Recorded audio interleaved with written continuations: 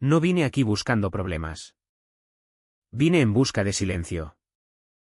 Pero el silencio no duró mucho porque en mi primera semana en aquella vieja cabaña, mucho antes de conocer el nombre del lago de aguas claras, un SUV negro sin matrícula subió hasta el lindero de los árboles y se quedó allí, observándome.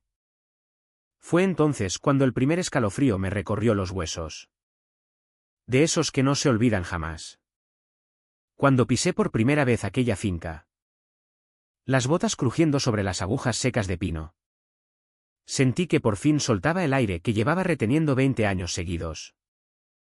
El aire de allí era distinto, más cortante, más limpio, más honesto. No olía a juzgados ni a café rancio ni al sudor de docenas de hombres con traje fingiendo que no se mentían unos a otros.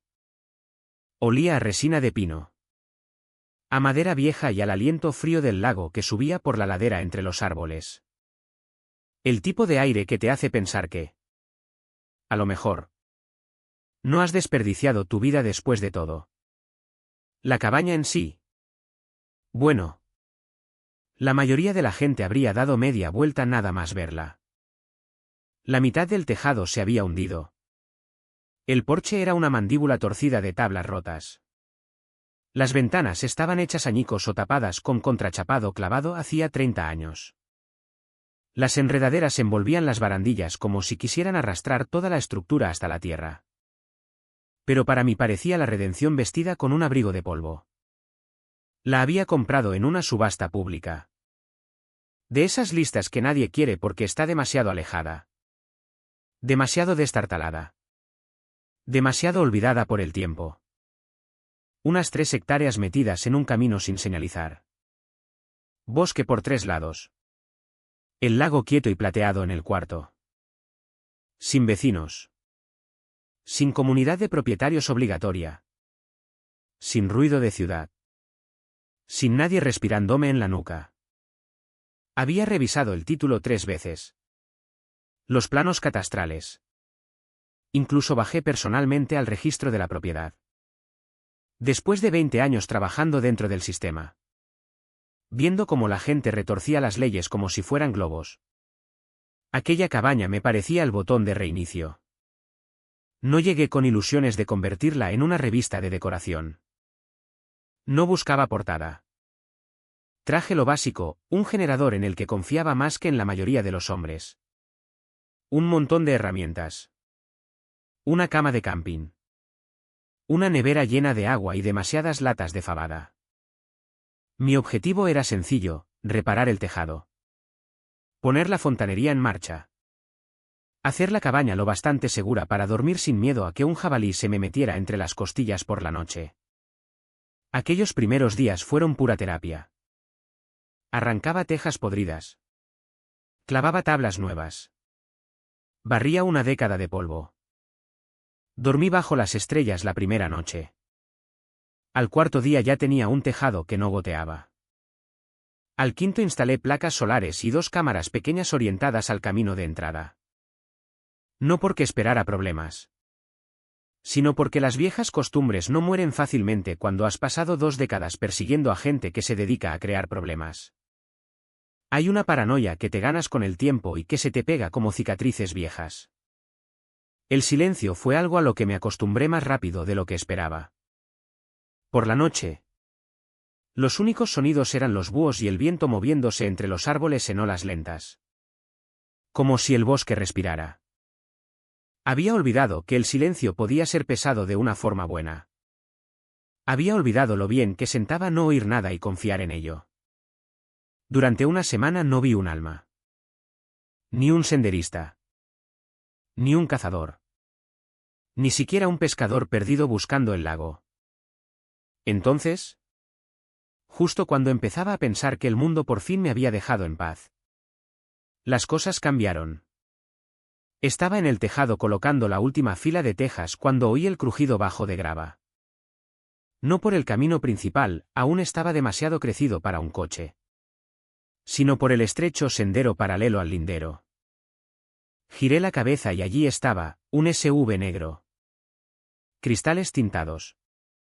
¿Sin matrícula? El motor en ralentí lo justo para que supiera que estaba allí. No entró. No tocó el claxon. No abrió ninguna puerta. Simplemente se detuvo al borde del bosque como si me estudiara a través del vidrio oscuro. Me quedé allí en la escalera. Martillo en una mano. Decidiendo si gritar o callar. Pero antes de elegir. El SUV retrocedió despacio. Desapareció detrás de los árboles y se esfumó por el mismo camino de tierra por el que había venido. Raro. Pensé. Pero no imposible. Un senderista perdido. Un curioso. Alguien mirando precios de terrenos. No lo sabía. Pero mi instinto susurró algo distinto. Susurró, recuerda este momento. Porque las cosas estaban a punto de empeorar. ¿Mucho? Intenté quitarme de la cabeza el SUV. De verdad que lo intenté. Me dije que no era nada. Solo alguien que se había equivocado de camino o que sentía curiosidad por la vieja cabaña que alguien por fin estaba arreglando. Pero la verdad es que, cuando llevas años tratando con delincuentes que se hacen los inofensivos, tus instintos se afilan más que tu vista. Y mis instintos no se tragaban la teoría del turista perdido. A la mañana siguiente me desperté antes del amanecer. No porque quisiera, sino porque algo en el aire se sentía mal. La cabaña estaba en silencio. Demasiado silencio. Ni siquiera los pájaros habían empezado su charla matutina. Salí al porche. Las botas tocando la madera fría. Y miré despacio a mi alrededor. Entonces lo vi. Mi verja, lo que quedaba de ella, colgaba de una sola bisagra como si alguien hubiera intentado abrirla a empujones en mitad de la noche. Los tornillos de la bisagra superior estaban arrancados de cuajo del poste. La fibra de la madera, aún fresca y astillada, señalaba hacia afuera como deditos acusadores. Y justo en medio del camino de entrada, clavado profundamente en la tierra, había un poste de madera. De él colgaba un brillante cartel de aluminio, zona comunitaria privada. Prohibido el paso. Las letras brillaban como si quisieran que las leyera 2 veces. Me quedé allí un momento. Mirando. Intentando decidir si era alguna broma. Pero hay cierta pesadez en un cartel que alguien quiere que veas. Quien lo puso sabía exactamente lo que hacía. No era oficial del ayuntamiento. Ni de la junta. Ni legal de ninguna forma que yo conociera. Parecía recién hecho. Casi demasiado nuevo. Como si lo hubieran impreso ayer especialmente para mí. Saqué el móvil y empecé a grabar. Costumbre vieja. Filmé la verja rota desde todos los ángulos. Filmé el cartel. Filmé el suelo alrededor. Las huellas de botas. Las marcas de neumáticos que volvían al bosque. No a la carretera. Quien había venido de noche no había entrado por delante. Había venido por detrás del lindero. Desde el bosque. Eso me dijo más que el cartel. Alguien conocía esta tierra lo suficiente como para acercarse por la antigua pista maderera. Alguien que había estado aquí antes. Alguien familiarizado con el terreno. Terminé de grabar y seguí las marcas de neumáticos con la mirada. Desaparecían en los pinos espesos tan limpiamente que parecía que el bosque se las había tragado enteras. Algo en eso me heló. No miedo. Solo conciencia. Como oír una rama romperse a tu espalda cuando creías que estabas solo. Reforcé la verja con una barra transversal de madera nueva. Luego coloqué otra cámara mirando al camino. Un poco más alta esta vez. Inclinada hacia abajo. Añadí una más apuntando al bosque. No esperaba que detuviera nada. Pero me hacía sentir que al menos yo también estaba vigilando. Mientras apretaba el último tornillo. Una extraña sensación me subió por la nuca. Como si me observaran. No directamente. No abiertamente. Más bien como si el bosque mismo contuviera la respiración. Cuando el sol por fin rompió entre las copas. Aquel cartel seguía allí, brillando como una advertencia que yo no había pedido. Y en el fondo sabía una cosa con certeza: quienquiera que me hubiera mirado a través de los cristales tintados de aquel SUV aún no había terminado conmigo. No tardó mucho en aparecer la siguiente señal. A la tercera mañana me di cuenta de que algo allí fuera no solo me vigilaba. Me estaba probando. Había entrado a hacerme un café. Café instantáneo. Amargo como para ponerte pelos en el pecho. Y cuando salí otra vez, algo se sentía mal. Al principio no supe qué. El aire tenía el mismo frío seco. La brisa del lago era constante. Los árboles hacían lo que hacen los árboles. Pero la cabaña tenía un peso distinto. Como si la estuvieran examinando. Caminé despacio alrededor de la finca. La taza caliente en las manos. El vapor subiendo en el frío temprano. Entonces lo vi. Una de mis placas solares instaladas apenas 2 días antes apuntaba directamente al cielo. No inclinada. No empujada. No movida por el viento, girada a mano. Los tornillos aflojados lo justo para que no captara sol. Pero sin romperse. Alguien había subido allí. Había desatornillado el soporte. La había inclinado lejos del sol y se había marchado sin dejar huella. Eso requería tiempo. Cuidado. Intención. Dejé el café y me arrodillé a estudiar el soporte. Los bordes de los tornillos tenían arañazos finos. Recientes. Pequeñas ranuras de una herramienta que no era mía. Mi propia llave dejaba patrones distintos. Quien tocó esto sabía que no necesitaba destruir nada. Solo debilitarme. Drenar mi suministro de energía. Hacer las noches más duras. Me quedé allí un momento. Respirando despacio. Dejando que la realidad se asentara. No querían que los vieran. Querían enviar un mensaje. Volví a apretar todo. Bajé y revisé el resto del sistema. Luego caminé el perímetro otra vez. No vi huellas. Pero el suelo aquí era lecho blando de pino. No tierra. Cualquiera con cuidado podía caminar sin dejar rastro.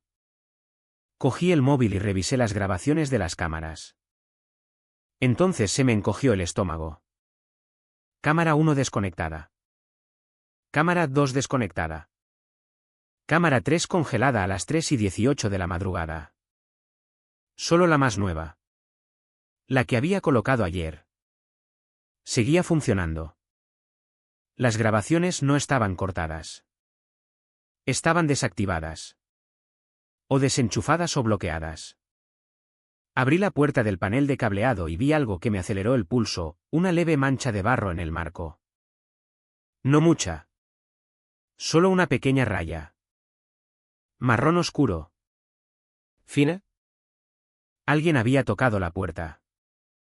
No lo suficiente para entrar.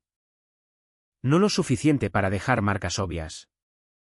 Solo lo justo para decir: nos acercamos. La limpié con el pulgar. Sentí la arena. La humedad aún fresca. De hacía pocas horas. Tomé un largo aliento y di un paso atrás. No tenía miedo. Pero ya no estaba solo. Y eso era peor que el miedo. Significaba planificación. Significaba propósito. Pasé la siguiente hora reforzando el pestillo de la puerta. Añadiendo una abrazadera metálica por dentro. Revisé cada ventana y cada tornillo que sujetaba los paneles. Luego caminé el lindero. Buscando cualquier cosa: basura. Huellas. Colillas. Ramas rotas. Fue entonces cuando encontré las marcas de neumáticos. Unos 30 metros detrás de la cabaña. Impresiones nítidas cortando el suelo blando. Profundas. Recientes y orientadas hacia mi propiedad. No eran de mi furgoneta. No venían de la carretera principal. Venían de la antigua pista del bosque. La misma dirección por la que se había ido el SUV. Me arrodillé y pasé la mano por la huella, sintiendo el dibujo de la banda. La forma de las ranuras, neumáticos anchos. Todoterreno. No los que lleva un senderista normal. Y había dos juegos, uno entrando, uno saliendo. Mientras estaba allí, una brisa fría pasó entre los pinos y me rozó la nuca. No lo bastante fuerte para mover ramas. Solo lo suficiente para hacerme sentir expuesto. Como si unos ojos volvieran a estar sobre mí. Me giré despacio. Escuchando cualquier cosa, respiración. Pasos. El chasquido de una ramita. Pero el bosque permaneció mudo. Demasiado mudo. Como si también estuviera escuchando. Entré y cerré la puerta con llave. Cuando miré otra vez el móvil. Las barras de señal parpadeaban. Una raya. Luego ninguna. Luego congeladas. El momento no era casual.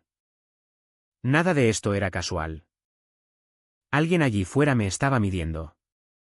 Vigilándome. Pinchándome como a un toro para ver cuánta presión aguantaría antes de romperme. Y tenía la sensación de que lo que venía después no iba a ser sutil. La primera vez que pisaron mi tierra no se escondieron ni se arrastraron ni esperaron a que oscureciera. No.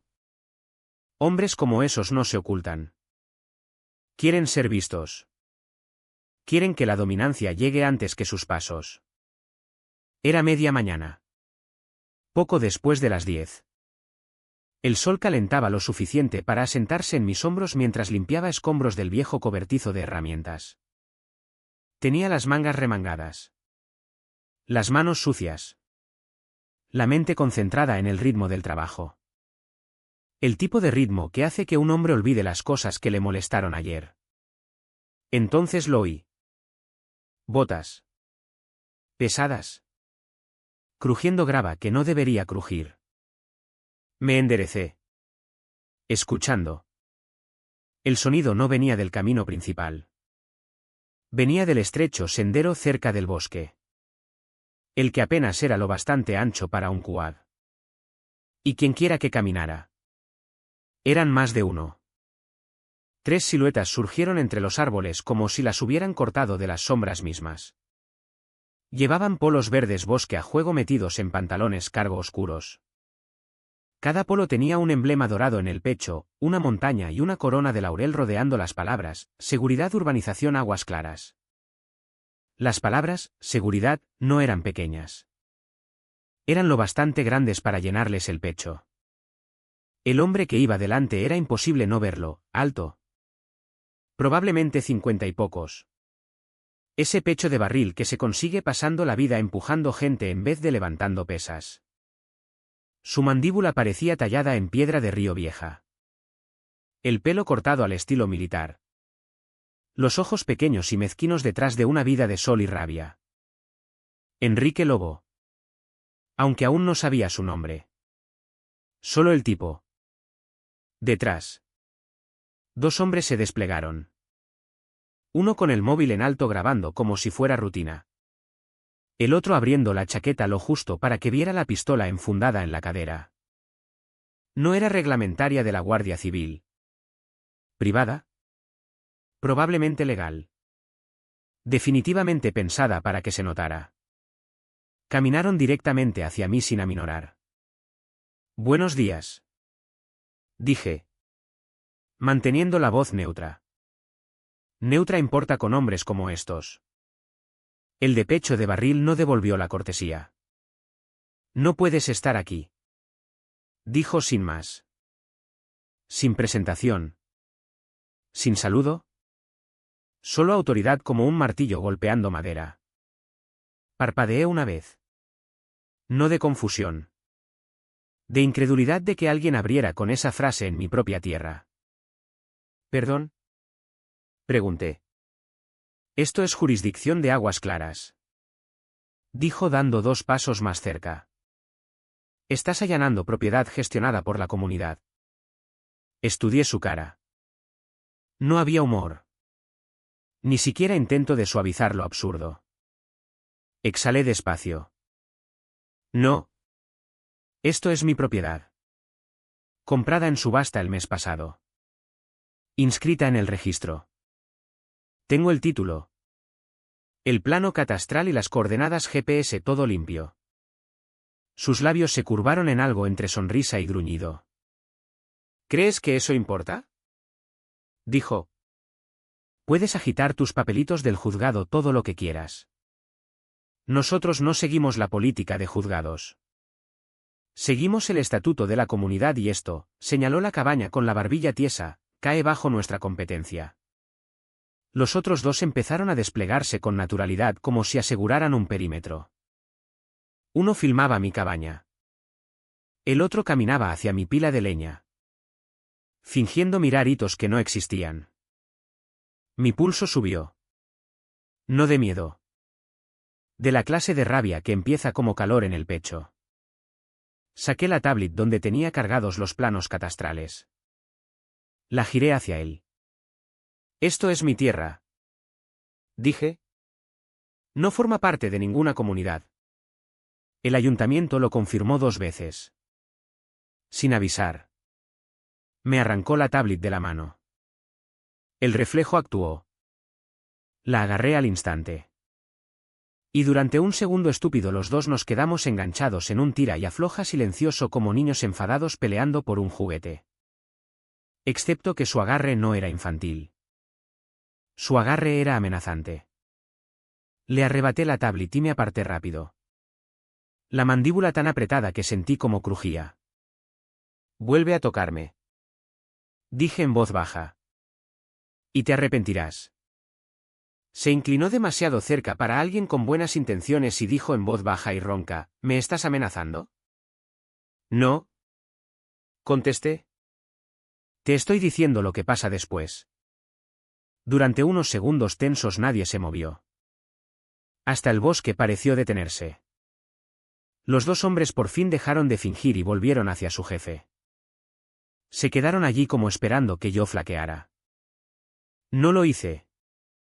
Después de un largo silencio incómodo. Levantó la mano y ordenó a sus hombres que se retiraran. Esto no ha terminado. Dijo. Volverás a saber de nosotros. Se dieron la vuelta y caminaron hacia el todoterreno verde oscuro escondido justo más allá de los árboles. ¿Sin matrícula? Solo el mismo adhesivo dorado de la comunidad en la luna trasera. Antes de subir. Enrique miró por encima del hombro. Sonrió con suficiencia y dijo, «Ah. Y la cobertura aquí es mala. Ten cuidado, no vayas a necesitar ayuda que no puedas pedir». Luego el todoterreno se alejó. El motor retumbando bajo. Dejando una nube de polvo y 3 juegos de huellas de botas cruzando mi tierra. Me quedé allí mucho después de que se fueran. No asustado. Pero algo dentro de mí había cambiado. Como un viejo instinto despertando de un largo sueño. Porque si aquellos hombres pensaban que caminar por mi tierra la hacía suya. Las cosas estaban a punto de complicarse de verdad. No volví al trabajo enseguida.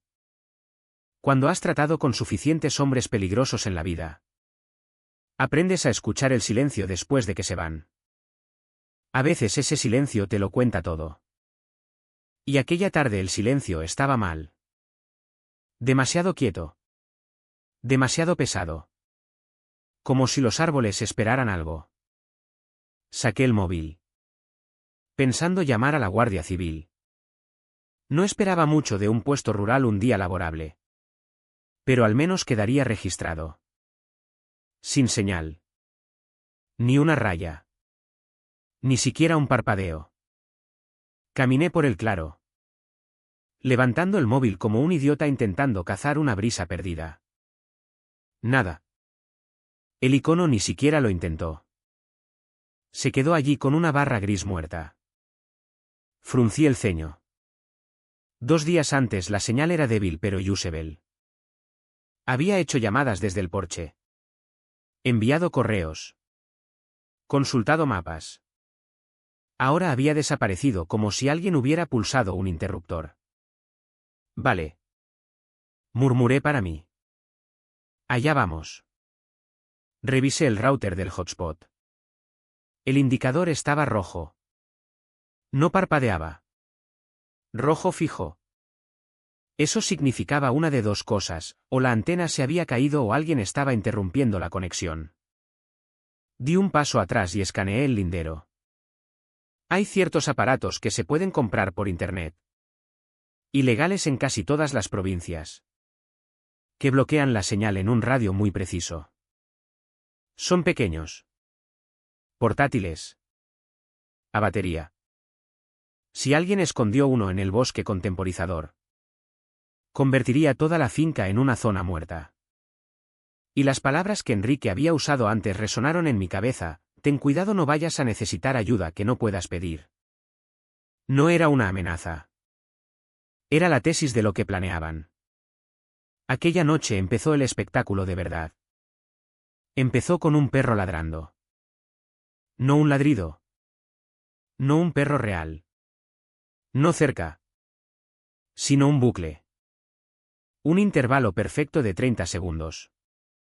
El mismo ladrido. El mismo tono. El mismo ritmo. Resonaba débilmente desde algún lugar lejano en el bosque. Una grabación reproducida por un altavoz que no lograba localizar. Escuché 10 minutos. Contando el tiempo. El ritmo. Nunca cambiaba. Después del perro llegó un zumbido agudo. El tipo de tono de alta frecuencia que se te mete bajo la piel y se queda allí como una astilla. No fuerte. No doloroso. Solo irritante. Imposible de ignorar. Hacía vibrar el metal de las paredes. Las bisagras de la puerta de la cabaña. Luego. Tan de repente como empezó. Paró. Silencio otra vez. Me quedé dentro de la cabaña. La escopeta apoyada contra la encimera. Luces apagadas. Ojos adaptándose a la oscuridad. Esperé. Contando latidos. No sé cuánto tiempo. Quizá 2 minutos. Quizá 10. Cuando un golpe resonó en la pared detrás de mí. 3 golpes secos. Deliberados. Medidos. No en la puerta. En el lateral de la cabaña. Justo fuera del ángulo ciego de la cámara. Contuve la respiración. Luego me obligué a moverme. A acercarme a la ventana. Despacio y en silencio. Aparté la cortina 1 milímetro. Nada. Solo árboles y oscuridad. Los golpes no se repitieron.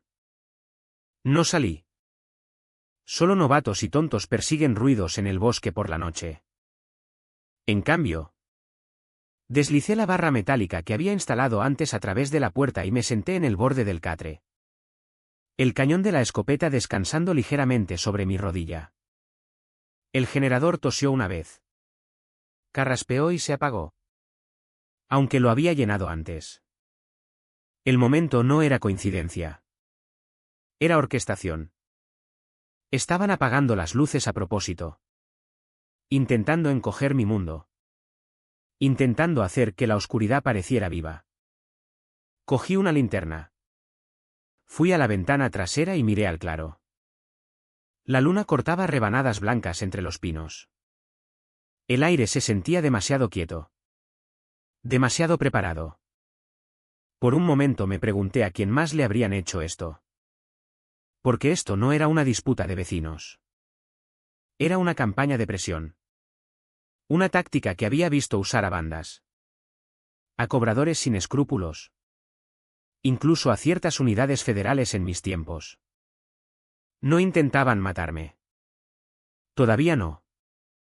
Intentaban agotarme. Drenarme. Desmoronarme noche tras noche hasta que hiciera las maletas y me fuera. Anoté todo en un cuaderno pequeño. Horas. Sonidos. Interrupciones. Cortes. La documentación es la única arma en la que siempre puedes confiar. Y admito algo que no le he contado a mucha gente. Aquella noche. Sentado allí en la semioscuridad de la cabaña con el aliento empañando el aire frío y la radio muda. Sentí el filo de algo que no sentía desde hacía años. No miedo. Algo más afilado. Resolución. Habían elegido al hombre equivocado para acorralar en la oscuridad. Porque sabía hasta los huesos que lo que planeaban después sería más grande. Más ruidoso y más descarado. Y yo ya me estaba preparando. La primera ruptura real llegó una noche tan fría que cada aliento dentro de la cabaña parecía humo. Llevaba horas sentado en el borde del catre, escuchando al bosque respirar. Ningún zumbido esa noche. Ningún bucle de ladridos. Ningún golpe. Lo cual, sinceramente, me preocupaba más. El bosque estaba demasiado callado. Como si algo contuviera la respiración ahí fuera. A las 2:40 de la madrugada. Mi móvil vibró. No con una llamada. No con un mensaje. Con una alerta de cámara. Movimiento detectado en el lado este. Toqué la pantalla al instante.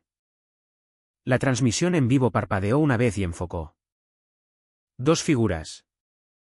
Ambas con pasamontañas. Ambas vestidas de oscuro. Sin superficies reflectantes. Sin logos. Se movían despacio. Seguros. Practicados. No eran chavales. No borrachos. No allanadores buscando chatarra, hombres en un trabajo. Uno llevaba algo en la mano. Una linterna o quizá un escáner. Lo pasaba por las ventanas como buscando calor o movimiento. El otro se agachó cerca de los escalones delanteros. Manipulando el pestillo con una herramienta que atrapaba la luz de la luna, un gancho metálico estrecho. De los que se usan para forzar cerraduras baratas. Mi pulso no se disparó. Se asentó como siempre lo hacía cuando la situación se volvía real. Me deslicé del catre. Los pies tocando las tablas frías. Y me moví en silencio hasta donde estaba la escopeta junto a la encimera. No la apunté. No hacía falta. Solo la cargué una vez. Fuerte e inconfundible. ¡Chac! El sonido resonó en la cabaña como un trueno en un cañón. Tomé aire y grité a través de la puerta, un paso más y esto se convierte en escena de delito. La Guardia Civil tiene las grabaciones y las cámaras siguen rodando. Mentí sobre la Guardia Civil. Pero las cámaras eran muy reales. ¿Fuera? Todo se congeló. El hombre de la puerta giró la cabeza hacia su compañero. Durante una fracción de segundo ninguno se movió. Luego, como si alguien cortara sus hilos. Huyeron rápido. Uno corrió hacia el lindero trasero. El otro rodeó la cabaña y desapareció detrás del cobertizo. No los perseguí. Un hombre no persigue sombras al bosque de noche a menos que quiera desaparecer con ellas. En cambio, encendí todas las luces que tenía, focos. Lámparas del porche. Los LED de respaldo que había colocado en el tejado. El claro se iluminó como una verbena. Cada árbol proyectaba sombras largas y duras. ¿Para cuándo salí? Botas puestas. Escopeta baja y lista. Solo oí ramas rompiéndose más lejos en la oscuridad. Pero dejaron cosas. Cerca de los escalones del porche. Medio enterrada en la tierra. Había una palanca. No vieja. No oxidada. Recién usada. El metal aún caliente del agarre. Al lado. Una emisora de 2 vías boca abajo. Cuando la cogí. Crepitó suavemente. Estática primero. Luego una voz débil rompiendo, retirada. Esperad. Luego silencio. La frecuencia que usaban no era de la Guardia Civil. Tampoco civil. Era un canal privado. Cerca vi huellas. Botas estilo militar. Dibujo profundo. Talla quizá 45 o 46. Hombres grandes. Saqué fotos de todo, las huellas. Las herramientas. La emisora. La posición de la puerta del cobertizo donde las bisagras inferiores tenían arañazos recientes. Hasta fotografié el ángulo de la luna en las sombras. Los detalles importan más de lo que la gente cree. Luego entré. Eché todos los cerrojos y me senté con la emisora en la mesa delante de mí. Durante un largo momento solo la miré, escuchando el leve zumbido de la estática. Parecía que el aparato respiraba. Como si supiera algo que yo no. Y entonces me golpeó. Esto no era al azar. No era vandalismo de barrio. ¿Era reconocimiento? Prueba de puntos débiles. Mapeo de rutas de entrada. Ver lo rápido que reaccionaba. Alguien ahí fuera estaba construyendo un plan a mi alrededor. Y tenía la sensación de que la próxima vez no huirían. Al amanecer no había dormido ni un minuto. La adrenalina que me había llevado la noche se había quemado, dejando una claridad fría que no sentía desde hacía años. Eso tiene lo real del peligro, afila a un hombre más que el café. Salí al porche con la emisora en una mano y la palanca en la otra. Ambas sobre la barandilla como trofeos que no quería pero no podía ignorar. El bosque parecía calmado. Demasiado calmado. La clase de paz matutina que parece preparada. Como el silencio después de una tormenta en un escenario. Entonces oí el motor de una furgoneta subiendo por el camino de grava. Lento. Pesado. Familiar. Una Chevy plateada polvorienta dobló la curva y entró despacio en mi claro. Incluso antes de ver al conductor supe quién tenía que ser. Poca gente conduciría hasta aquí sin invitación. Especialmente al amanecer. Raúl bajó. Con un vaso de café de gasolinera en una mano y entrecerrando los ojos bajo la luz temprana como si mirara a un sospechoso de 20 años atrás. El mismo Raúl de siempre. Los mismos ojos cansados. El mismo cuaderno negro feo asomando del bolsillo de la chaqueta. Me echó un vistazo. Luego a las huellas dispersas cerca de los escalones. Luego a la palanca. Joder. Murmuró. Me tomo una semana libre y tú empiezas una guerra. No sonreí. Pero algo en mi pecho se aflojó un poco. ¿Qué haces aquí? Pregunté. Me enviaste una foto a las 3 de la mañana. Dijo dando un sorbo al café. Cuando un hombre me manda una foto de una palanca en su porche a esa hora. Asumo que está borracho o en problemas. Y tú eres demasiado aburrido para estar borracho. Se acercó. Escaneando el patio con el ritmo lento y deliberado de quien ha pasado décadas caminando escenas de crimen. Huellas de botas. Dijo en voz baja. Frescas. Talla 45 o 46. Suela militar pesada. Alguien alto. Se agachó junto a las huellas cerca del lindero, trazando los bordes con la yema del dedo. No llovió anoche. Añadió. Significa que se hicieron después de las 2. Le pasé la emisora. La giró con cuidado, estudiando el dial de frecuencia y el soporte de antena. Esto no es de tienda. Dijo. Usan canales privados. Organizados. Me lo imaginaba. Contesté. Se levantó y me miró con una expresión que solo había visto un puñado de veces, preocupación. No miedo. No sorpresa. Solo esa preocupación seria y callada que dice, estás metido hasta el cuello y ahora entro yo. Cuéntamelo todo. Dijo. Así lo hice. El SV. El cartel. La verja rota. Enrique Lobo y su pequeño desfile de Stormtroopers autoproclamados. Los paneles desactivados. La zona muerta de señal. La grabación del perro en la noche. Los golpes en la pared y finalmente los dos encapuchados a las 2:40 de la mañana. Raúl escuchó sin interrumpir. Solo asintiendo cuando hacía falta. Cuando terminé, tomó un largo aliento y se frotó el puente de la nariz. Esto es un patrón, dijo. No algo aislado. Ni aficionados. Esto parece una campaña de presión. Levanté una ceja. Estilo comunidad de propietarios. Resopló Raúl. He conocido a tipos de cartel con más sutileza. Caminó alrededor de la cabaña, inspeccionando mientras hablaba.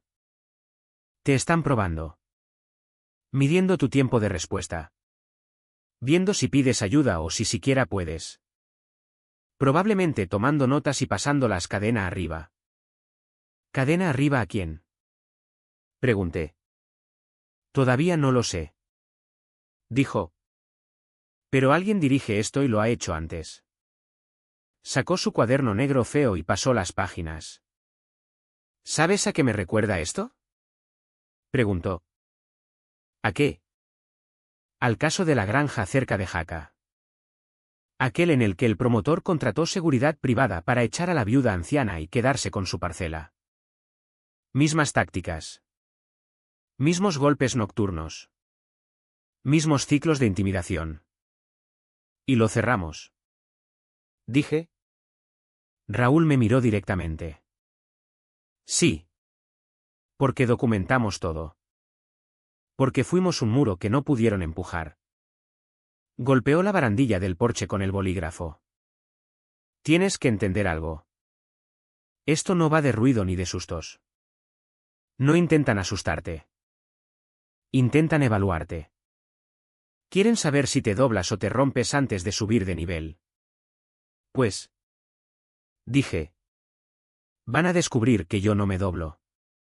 Raúl sonrió ligeramente. Bien. Porque vamos a hacer la guerra con portapapeles y cámaras en vez de balas. Echó un último vistazo al bosque.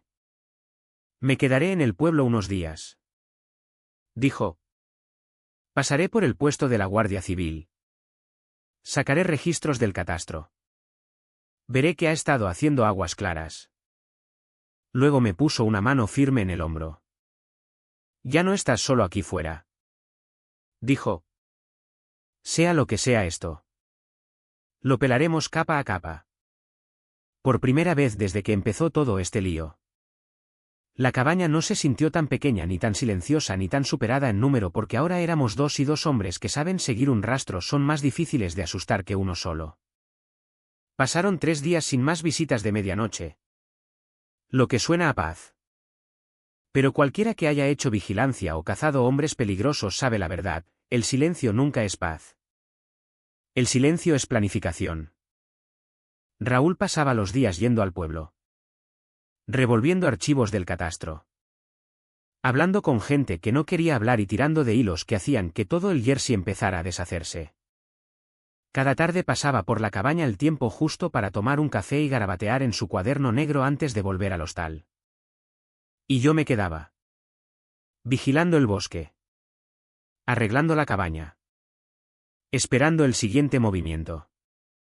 Llegó un miércoles por la mañana que olía a lluvia y humo de leña. Estaba partiendo leña detrás de la cabaña. Dejando que el ritmo me aclarara la mente cuando oí neumáticos en la grava otra vez. No lentos y furtivos como el SV. No retumbando como la Chevy de Raúl. Algo más suave. Más nuevo. ¿Care? Rodeé la esquina justo a tiempo de ver un Lexus blanco perla deslizándose en mi claro como si no perteneciera ni al polvo ni a la tierra. La puerta del conductor se abrió y bajó una mujer que parecía sacada con aerógrafo de un cartel de campaña política. Pelo platino fijado en un casco de laca. Gafas de sol de diseño lo bastante grandes para bloquear el sol de 3 provincias. Chaqueta pastel a medida. Falda a juego. Tacones que no pertenecían a ningún bosque. Y en sus manos llevaba una tarta. Una tarta de melocotón dorada perfecta en una bandeja de aluminio brillante. Sonrió. La clase de sonrisa que la gente practica delante del espejo. Señor Navarro. Llamó con calidez. Como si fuéramos viejos amigos. Se me tensó el estómago porque supe el tipo antes de que llegara al porche. Una sonrisa así siempre esconde una navaja. Dejé el hacha y caminé despacio hacia adelante. Señora. Está en propiedad privada. Oh. Calla. Dijo, apartando las palabras como si los límites fueran sugerencias. Solo soy vecina. Y por favor llámame Carmen. Carmen Soler. Presidenta de la Comunidad de Propietarios de Aguas Claras. Ahí estaba, el nombre. El título. La fuente de cada sombra que había estado arrastrándose por mis árboles. Me tendió la tarta como una ofrenda. Pensé que ya era hora de tener una conversación amistosa y civilizada. Dijo. Te he traído algo casero. A mi difunto marido le encantaban mis tartas de melocotón. Su voz era dulce. Empapada de miel. Pero sus ojos detrás de las gafas calculaban todo lo que tocaban, mi porche. Mis herramientas. Mis cámaras. Mi postura. Miré la tarta. Algo se sentía mal. Alargué la mano. No para cogerla, sino para inclinar la bandeja lo justo para ver la parte de abajo. Una pequeña etiqueta blanca se pegaba al fondo. Código de barras de supermercado. 12,99 €. ¿Casera? Y un cuerno. Solté la tarta y me enderecé. Bueno. Carmen. Dije. Estás allanando. Se rió. Un tintineo nervioso como cristal contra cristal. ¡Ay! Querido. No seamos tan formales. De verdad queremos darte la bienvenida a la comunidad. Es solo que ha habido cierta confusión con los límites. Algunos mapas antiguos son engañosos y creemos que tu parcela quizá caiga dentro. No formo parte de vuestra comunidad. Hizo una pausa. No larga. Solo lo justo para que su máscara resbalara 1 milímetro. Todavía no. Dijo recuperando la sonrisa. Pero la Junta estaría encantada de revisar tu solicitud. Podríamos hacer esta transición sin problemas. No voy a unirme a ninguna comunidad. Dije. Y no voy a pagar cuotas a gente que entra en mi tierra de noche. No se inmutó. Pero los músculos de su mandíbula se tensaron. Apenas.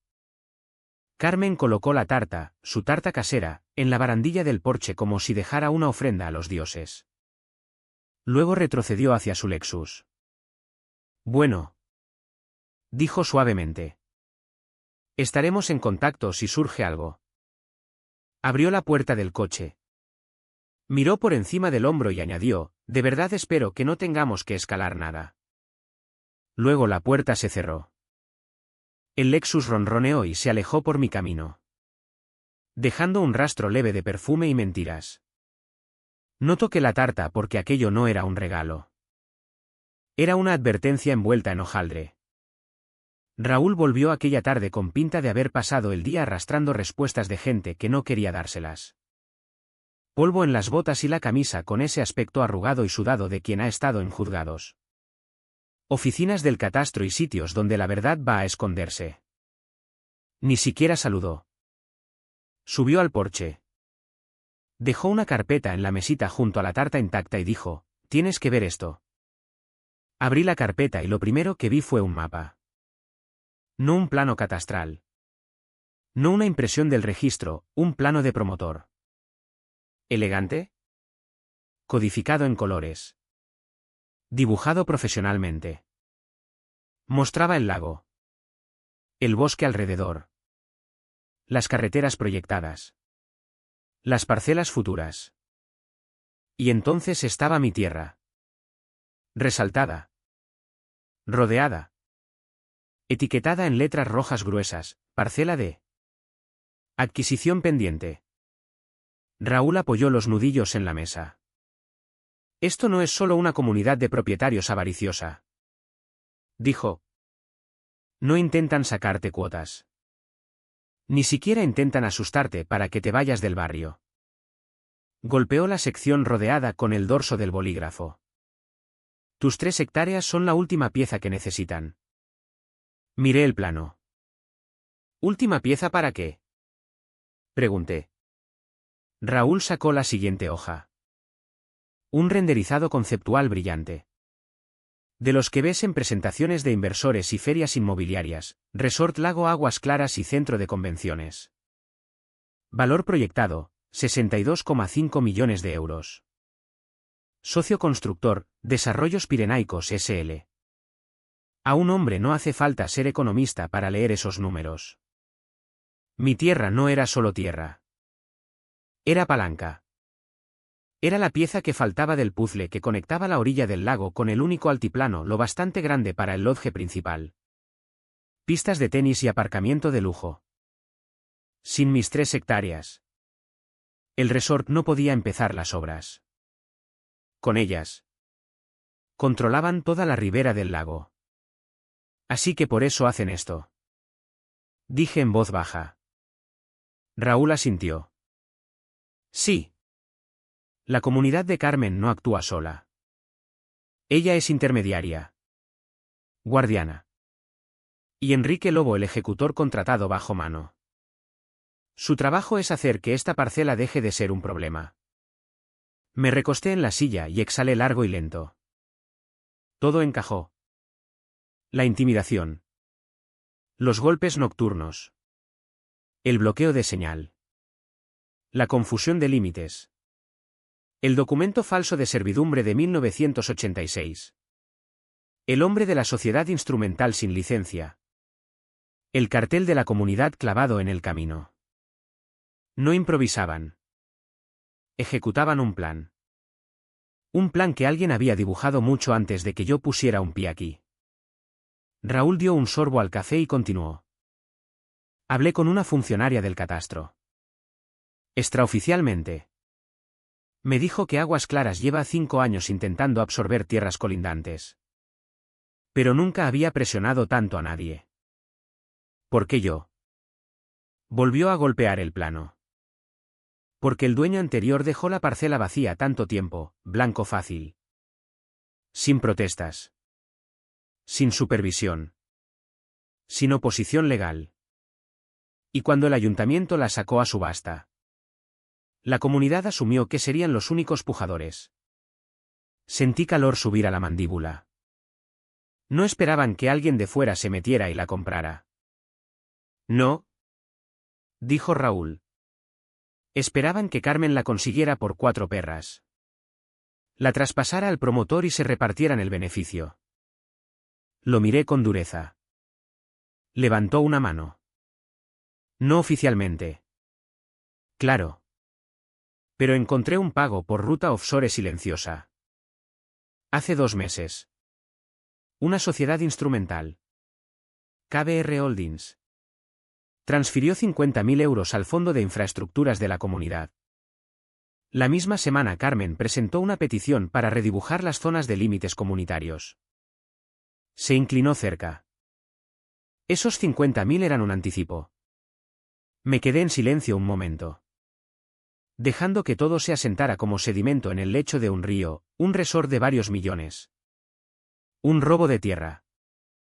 Una campaña coordinada de acoso. Una servidumbre falsa. Incursiones nocturnas. Bloqueo de señal. Músculo pagado. Una presidenta con sonrisa de navaja. Todo porque yo tenía 3 hectáreas. 3 hectáreas que no iba a ceder. Raúl se enderezó y cerró la carpeta. ¿Quieren que te vayas?, dijo llanamente. En silencio si es posible. Por la fuerza si hace falta. Porque para ellos no eres una persona. Eres un obstáculo. Un signo de euros en medio. Miré hacia el lago. Viendo las ondas brillar bajo el sol de la tarde. Pues, dije al fin. Eligieron al obstáculo equivocado. Raúl esbozó una sonrisa leve. Eso mismo le dije a la funcionaria. Contestó. Y así. El cuadro se volvió cristalino. Esto no iba de vecinos ni de normas ni de confusión de límites.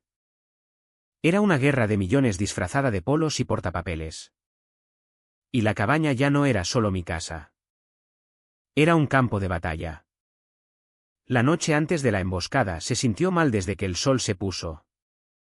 El aire tenía un sabor metálico. Como si el mundo contuviera la respiración antes de que algo se rompiera. Hasta los pájaros se callaron temprano. El bosque no dormía. Se preparaba. Raúl se había quedado hasta tarde. Revisamos expedientes del catastro. Correos de la comunidad y recibos que demostraban que el llamado Fondo de Infraestructuras era en realidad una cuenta de lavado para sobornos. Alrededor de medianoche se levantó por fin. Se frotó el cuello y dijo, me voy al coche. Dormiré ahí fuera esta noche. Algo se siente mal. Siempre tuvo buenos instintos. Y aquella noche los míos coincidían perfectamente con los suyos. Apagué las luces de la cabaña. Dejé solo el suave resplandor de la pantalla del monitor orientada hacia la puerta. Las cámaras estaban en directo. La escopeta cargada y mis nervios firmes. Demasiado firmes. Como se ponen cuando sabes que la pelea llega. La primera pista no fue sonido. Fue sombra. Una forma se movió en el borde lejano del claro. Grande. Lenta. Deliberada. Luego una segunda. Luego una tercera. La luz baja de la luna brilló en algo metálico. ¿Herramientas? Armas. Aún no se distinguía. Mi móvil vibró. Movimiento detectado en perímetro norte. Luego otra alerta. Alimentación de cámara oeste oscurecida. Estaban cortando puntos ciegos. Profesionales. Me agaché. Mirando por la rendija entre cortina y pared. Un SUV oscuro. ¿El mismo de antes? Rodó en silencio hasta la vista. Faros apagados. Las puertas se abrieron y bajaron 3 hombres. 2 llevaban chaquetas negras con capucha. Pero el de delante. Esa silueta. Esa forma de andar Enrique Lobo. Otra vez. Y esta vez no fingía hablar. Se movía como un hombre que venía a terminar algo. Uno llevaba cortacadenas. Otro una palanca. Enrique no llevaba nada en las manos. Y eso lo convertía en el más peligroso del grupo. Susurré por la pequeña emisora que Raúl me había dejado, 3 entrando. Enrique está aquí. La voz de Raúl volvió baja y firme. Como si estuviera otra vez de servicio.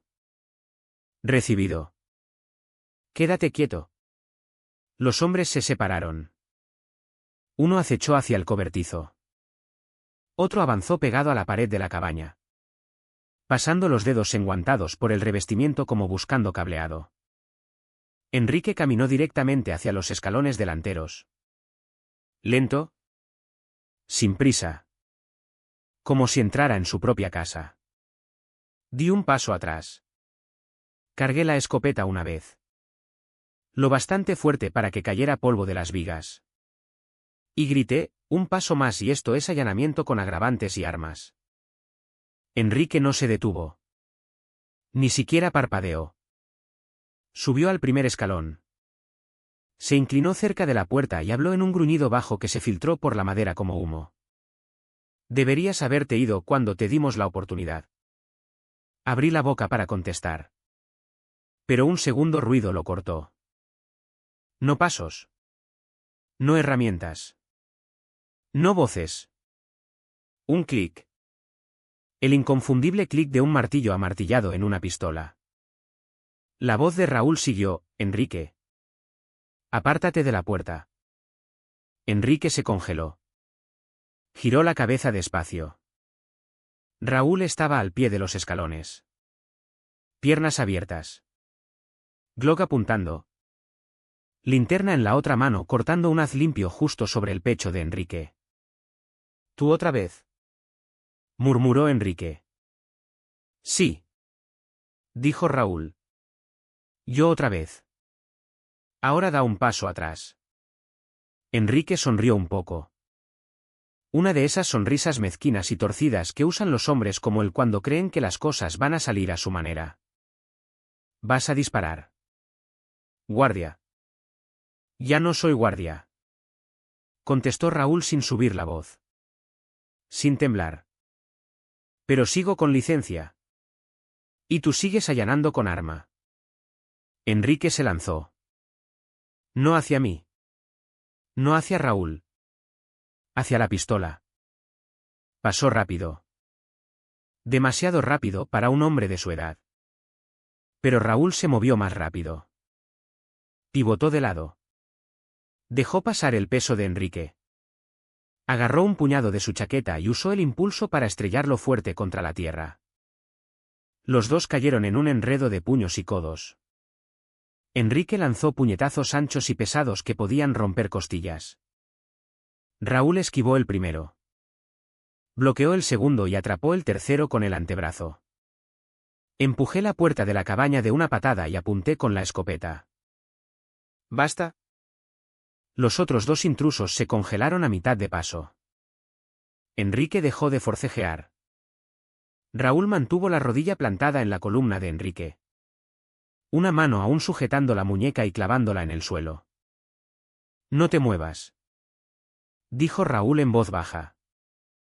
Mantuve la escopeta apuntando a los otros dos, que de repente parecían mucho menos valientes sin su jefe de pie. Soltad las herramientas, dije. Los cortacadenas golpearon el suelo. La palanca sonó a su lado. Luces azules y rojas parpadearon entre los árboles. ¿Lentas? Serpenteantes. Cautelosas. Los agentes de la Guardia Civil por fin lo bastante cerca para importar. Para cuando llegaron al claro. Encontraron a dos hombres con las manos en alto. Un hombre boca abajo bajo la rodilla de Raúl y a mí sujetando una escopeta como alguien que ya había tenido suficiente. Enrique gruñó mientras lo esposaban. Esto no ha terminado. Escupió. Me incliné lo justo para que me oyera. Tienes razón. Acaba de empezar.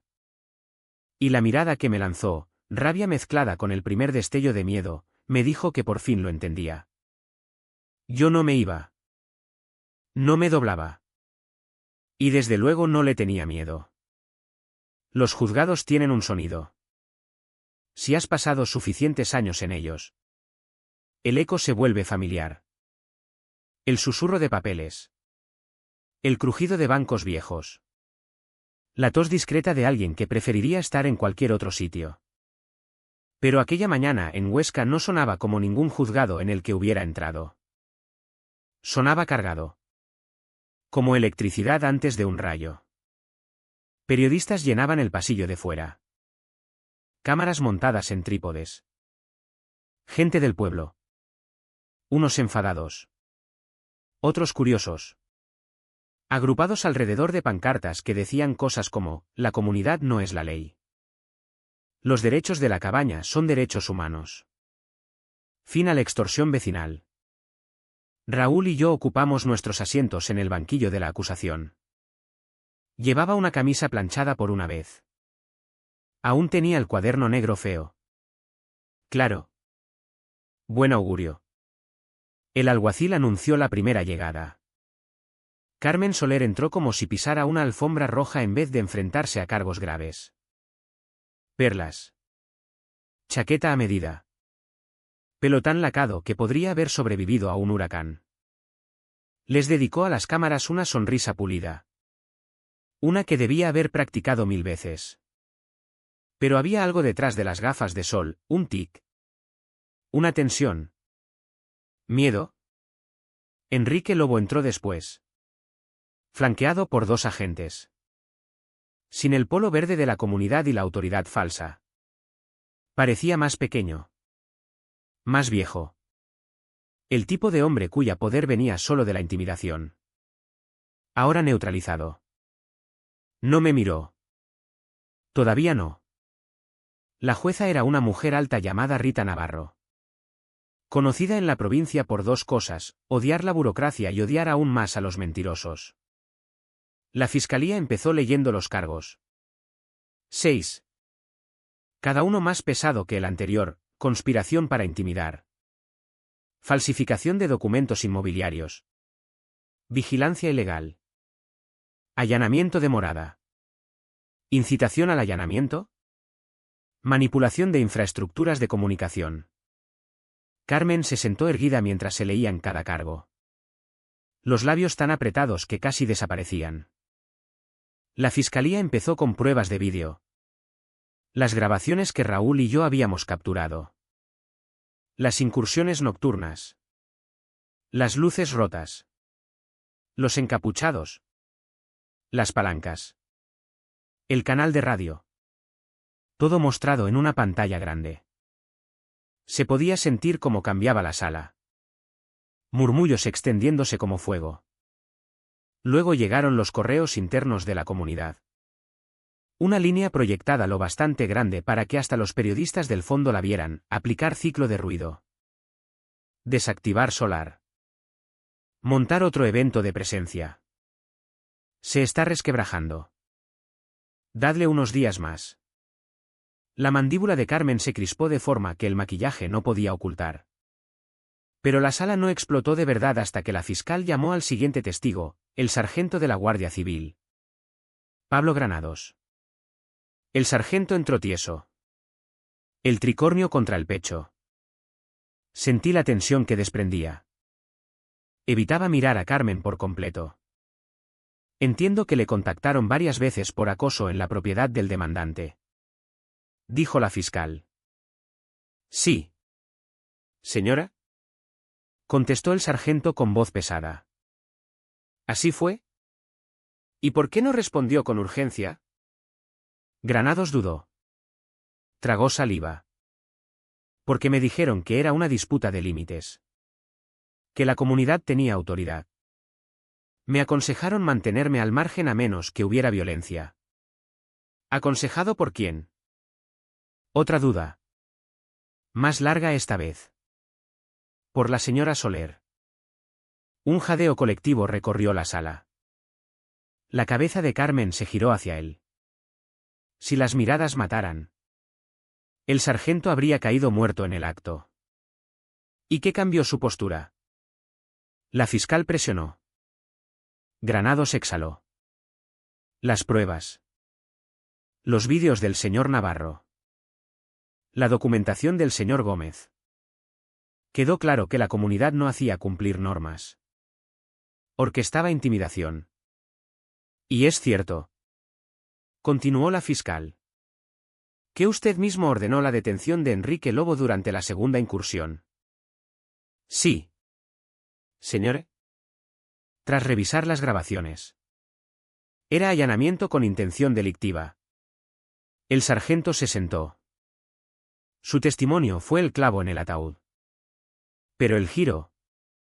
El giro vino después. La fiscal llamó a Enrique Lobo.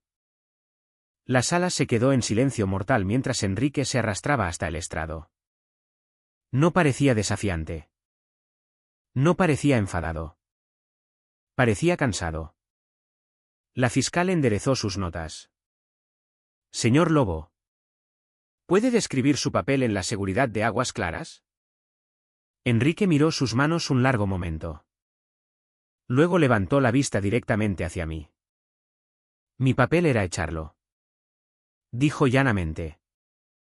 Como fuera que funcionara. Un murmullo rugiente llenó la sala. ¿Y quién dio esas órdenes? Preguntó la fiscal con calma. Enrique tragó saliva. Un músculo saltó en su mejilla. Carmen. ¿Jadeos? Flashes de cámaras. El abogado de Carmen casi se atragantó. Enrique continuó. La voz quebrándose ligeramente. Dijo que el acuerdo del resorte pendía de despejar esa tierra. Nos ordenó hacerla inhabitable para el nuevo dueño. Ruido.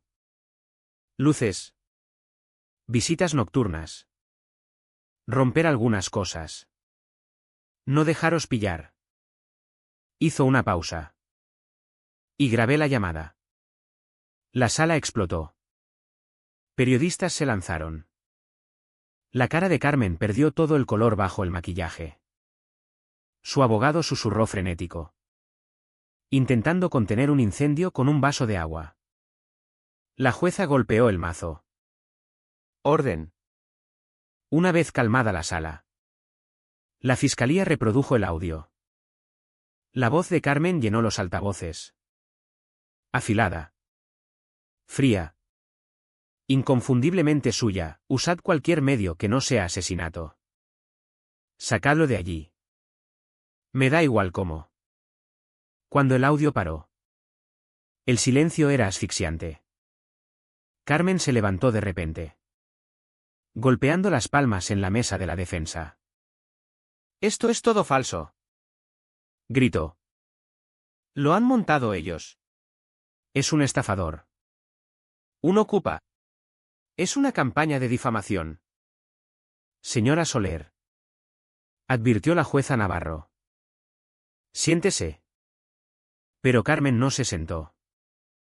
Estalló, despotricando sobre conspiraciones, infiltración, protección de la integridad de la propiedad, incluso acusando al tribunal de parcialidad. Los agentes se movieron cuando su voz se quebró y se hundió en histeria. Las cámaras destellaron sin parar. Por primera vez, la máscara había caído por completo. La jueza dio un golpe decisivo con el mazo. La señora Soler es expulsada de la sala. Los agentes la escoltaron fuera, pataleando y gritando, mientras los periodistas se empujaban para captar el espectáculo. El resto del procedimiento fue rápido. Los veredictos llegaron a la mañana siguiente. Carmen Soler, 14 años de prisión estatal por conspiración criminal. Falsificación de documentos. Acoso. Entrada ilegal coordinada. Enrique Lobo, 8 años por allanamiento con intención. Acoso agravado. Resistencia a la autoridad. Pena reducida por cooperación. Los otros dos, 3 años suspendidos y multa de 15.000 euros cada uno. Cooperaron plenamente. La comunidad de propietarios de Aguas Claras disuelta. Activos embargados y transferidos a un fondo de restitución a la víctima. Cuando los agentes metieron a Carmen en el furgón de traslado fuera del juzgado, no parecía en nada a la mujer impecable que había llegado el día anterior. Parecía alguien que por fin entendía la verdad. Su imperio no se había construido sobre autoridad. Se había construido sobre miedo. Y el miedo siempre se derrumba bajo las pruebas. Después del veredicto. Después de las esposas. Después de que las cámaras dejaran de destellar y los periodistas se fueran a perseguir la siguiente tormenta. El bosque por fin se sintió en silencio otra vez. No el silencio falso. El silencio de emboscada. No el silencio antes de un golpe. Sino silencio real. El que se te mete en los huesos como sol tibio en una mañana de invierno. Por primera vez desde que compré la cabaña. No me despertaba preguntándome qué acechaba fuera de las ventanas. No había pasos a las 3 de la mañana. Ni zumbido en la oscuridad. Ni ladrido en bucle resonando entre los árboles. Solo el sonido del agua golpeando la orilla del lago. El crujido de troncos de pino estirándose en el frío y el suave silbido del viento colándose entre las agujas. Raúl se quedó unos días más. Sobre todo para asegurarse de que no pasaba ninguna tontería después de la sentencia. En su última tarde, nos quedamos juntos al borde de mi camino, viéndolo guardar el último equipo en la Chevy. «Ya estás bien», dijo cerrando el portón. «La comunidad está muerta. Carmen en prisión. La junta dispersa. Nadie volverá aquí». Asentí. «Gracias a ti», resopló. «Gracias a las pruebas y a un hombre demasiado cabezota para moverse». Antes de subir, me entregó un pequeño pendrive USB. Todo está respaldado. Incluso las imágenes térmicas en bruto. Guárdalo en lugar seguro. Luego hizo una pausa. Dio una larga mirada a la cabaña y dijo, cosa curiosa. Viniste aquí buscando silencio. En cambio, empezaste un movimiento. Vi su furgoneta desaparecer por el camino de grava hasta que el polvo volvió a sentarse en la quietud. Aquella tarde reconstruí la verja delantera. No solo la reparé, la reconstruí. Nuevos postes de acero. Una pesada traviesa. Cadena de calibre grueso. Luces activadas por movimiento que iluminaban como focos de estadio. Y en la verja colgué un cartel nuevo con letras blancas, prohibido el paso. Comunidad de propietarios no reconocida. Propiedad protegida por ley. Por primera vez. El cartel no se sentía defensivo. Se sentía como una declaración. Una línea trazada clara y legalmente. Durante la semana siguiente arreglé la cabaña como se merecía, volví a techar. Cambié cada ventana agrietada por vidrio templado. Reemplacé las tablas del suelo deformadas.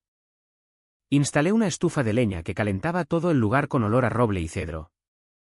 Y construí algo nuevo, una pequeña terraza mirando al lago. Lo justo para 2 sillas y una mesita. La primera noche que me senté allí. Las estrellas caían hasta el horizonte. El agua parecía una lámina de cristal negro. En algún lugar de la oscuridad. Un búho dio un largo y grave ululato que rodó sobre la superficie como una bendición. Fue entonces cuando oí el crujido de pasos en el camino. No pesados. No apresurados. Viejos. Cuidadosos. Una carta había sido metida bajo una piedrecita cerca de los escalones del porche. Escrita a mano. La tinta ligeramente temblorosa. El remitente, Mabel Hoffman. Una de las propietarias originales.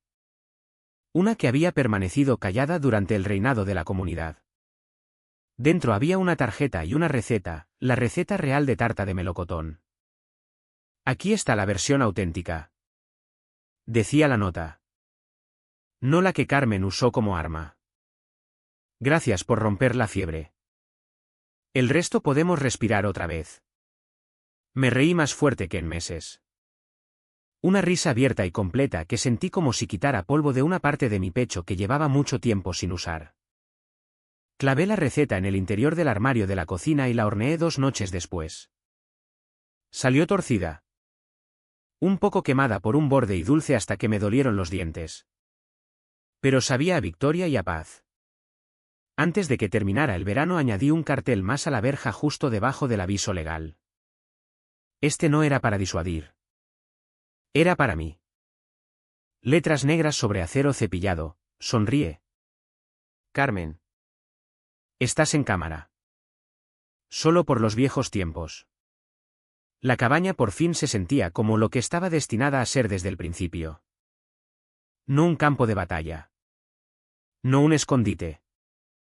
Sino un hogar tallado de cabezonería. Pruebas sólidas y la negativa a que te empujen fuera de lo que es legítimamente tuyo. Y mientras el sol caía detrás de los pinos aquella noche, me di cuenta de algo: la paz no viene de escapar de los problemas. Viene de enfrentarlos. Documentarlos y ganar.